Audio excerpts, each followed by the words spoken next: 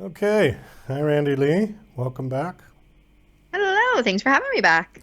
Well, you're most welcome. It's nice to see you again.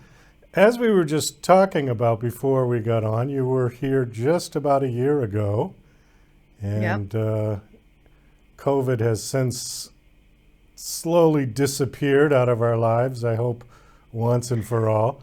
But the last time Yeah. you guys were kind of still under some lockdown or something there in Yeah. Canada, yeah? No, we're pretty good now. Just when you go for medical appointments, you still have to wear a mask, but yeah, I think we're pretty much back to no COVID. Well, that's what I was going to ask you. So you don't have to wear masks to go to restaurants or to the shopping mall or anything like No, that none of now? that now. Okay, well, that's good. All right, hopefully we've seen the last of it and it's going to taper away and just be a bad memory. I know it really affected a lot of people. And Yeah. so you're here, you got a new book. It's called A Little Scare. I see it behind you there. And Yes. there we go. Okay. Now, the last time you were on, which book were you promoting? Embracing me. So this one over here. Okay. And as I recall, we had talked about mental health Yep. and we talked a little bit about kickboxing, I think. A Little Scare, is this related to mental health at all? Nope, it is. It's just a collection of short, scary stories. You can escape your mental health by reading it. There you go. All right. So it has nothing to do with mental health. And these are fictional stories? Yes, totally fictional. Got some monsters and stuff in there. I love everything horror and scary. It's my favorite stuff to watch and read. So I had to put my ideas down on paper. Now, when you say collection of short stories, what defines a short story? I'm sure other people will have different answers, but these ones are all less than 10-minute reads, each story. Have these stories been sort of collecting in your on your computer, and you just decided to put them together and get them out?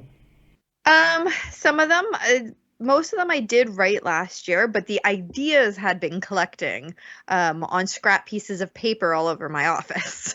How many books do you have published now in total? I want to go with like 10, I think is the number now. Is this what you do full time? I wish that would be awesome. No, I still have a part-time job until more people know that I exist and my books are really good.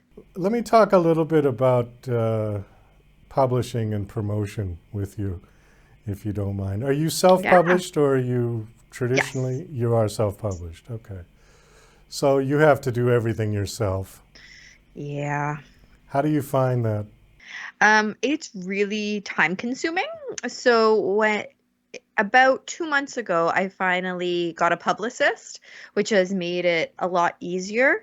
So I'm with Creative Edge now, and he gets to spend all the time looking for the podcasts and the shows to go on because that was very time consuming, taking away from the part that I actually like doing, which is the writing and the interviews. I enjoy doing that too, but all of the looking for interviews, that part is just it's tedious. Let me ask you something about that because I'm on the other side of that coin and I really have never gone out looking for interviews.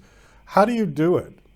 So there's a whole bunch of different websites actually that you can use. So when I was doing it myself, I was on matchmaker.fm, podcast match, radio guest list. Um, I feel like there's a couple other ones, but there's a whole bunch of websites where people will post their podcasts and say, "Hi, I'm looking for guests," and then you just have to go on. You have to email each one that you think you'd be a fit for and explain why you'd be the fit. Fill out any questionnaires that they have, and then hope that they say yes. Yes, I like you. So essentially, you have to audition for every one of these shows, yeah? Yeah, pretty much. Okay. Did you find your acceptance rate was good or bad or Yes, very good. I think there was maybe only a handful of shows that said, no, I don't think you'd be a good fit.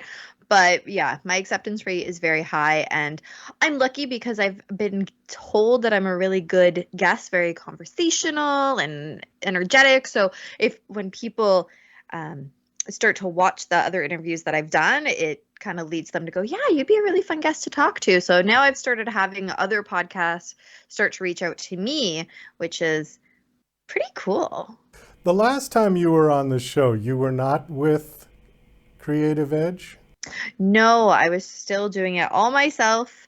I'm not even sure if I had met Mickey yet. I met him through my YouTube channel and him putting his authors onto my show on YouTube. And then after a while, I'm like, your guests are really good, high quality. I think you're pretty good at your job. Maybe I better hire you. Okay, let's talk a little bit about that. So you have a podcast of your own? Yes, so it's on YouTube and pretty much every podcast platform. It's called Write or Die Show. So write like you're writing something. What do you guys talk about? Mental health. So I interview other authors because I know how hard it is to get the word out about your books. And we talk about mental health from a personal perspective. And that way people can share their own journey. They can share their own coping strategies that they found that have worked. And that way other people can feel not so alone and can get a wide variety of practical tips and take what works for you and leave the rest. Let me touch on that a little bit. I know we hit on that the last time, and I don't want to be repetitive, but what do you find is the most common mental health issue amongst the people that you've talked to? It's actually funny you asked that because yesterday I was just looking at my YouTube channel because I group everybody into playlists of what mental health. That way, if somebody's going on and they want something specific, they can just click on that playlist. And excuse me, depression has the most videos under it. So I'm going to say that is the most.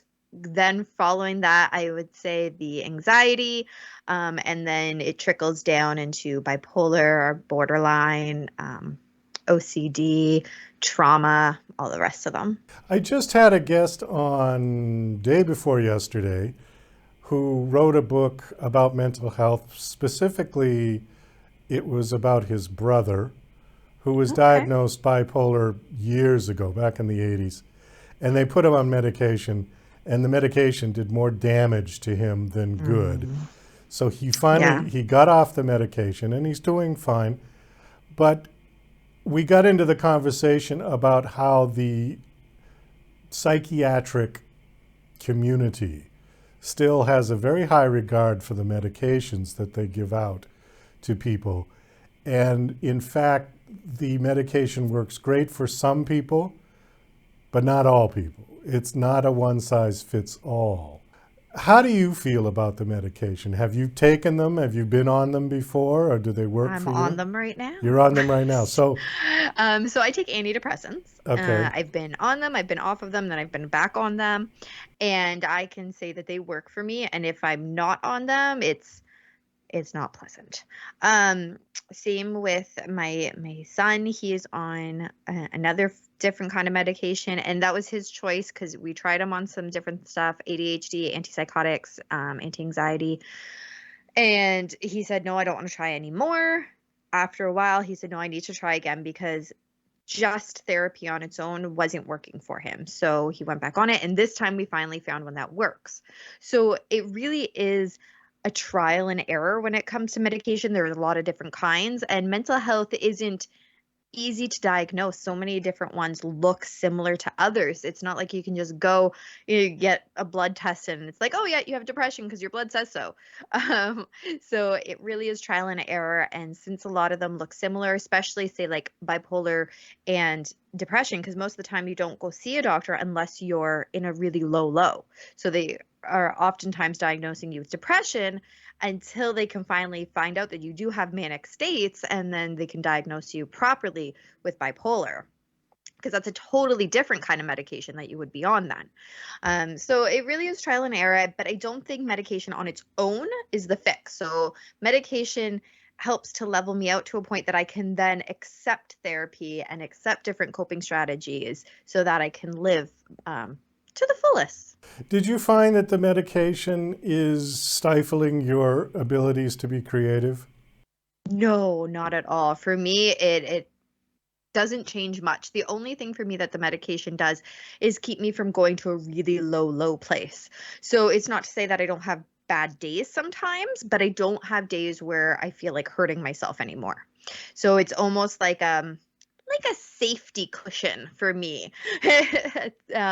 Whereas I have heard from some people that it makes them feel not themselves. And even my kid on certain medications, he said, I don't like it because I don't feel like me.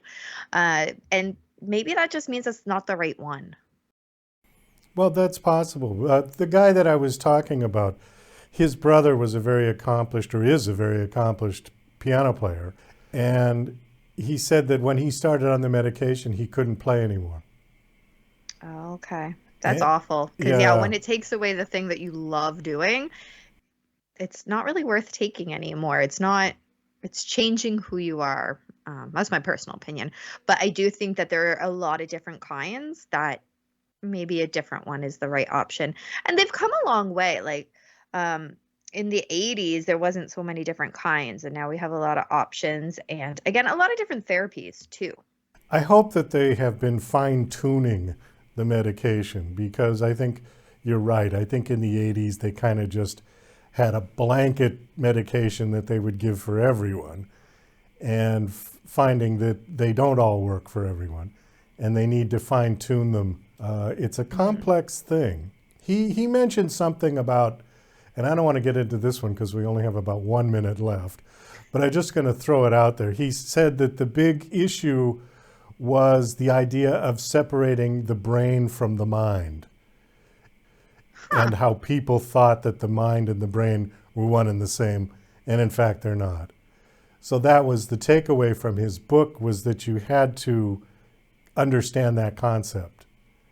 That Huh. the I have not mind, heard that before. yeah, I'll get you the title of his book if you want after the show, Sure. because it was really interesting. We didn't get deep into that because we can't do it in 15 minutes. But Yeah. I was really fascinated by the story of his brother because I had a similar situation years ago where I had to take medication for a little while and it did the exact same thing. I'm a singer songwriter and I couldn't write anymore. I'd sit at the piano and just stare at it. And I said, Yeah. this is ridiculous. So I got off the medication and found other ways to cope with the depression I was feeling at the time, you know. So, Hmm. okay, well, I'm glad to hear the other side of the coin, that it works well for you, and that's good. But I think it's a necessary message for people to understand that they don't all work for everybody, Exactly. and yeah, and alternate therapies to medication are equally as important, I Yes. think, is the takeaway. Yeah. Okay. Well, I think with that, we're going to need to wind this down. Thank you so much for coming on. Again, your book is called A Little Scared. Do you have a website you want to give out? Sure. So my website is rbwriting.ca, and all of my books are available on Amazon.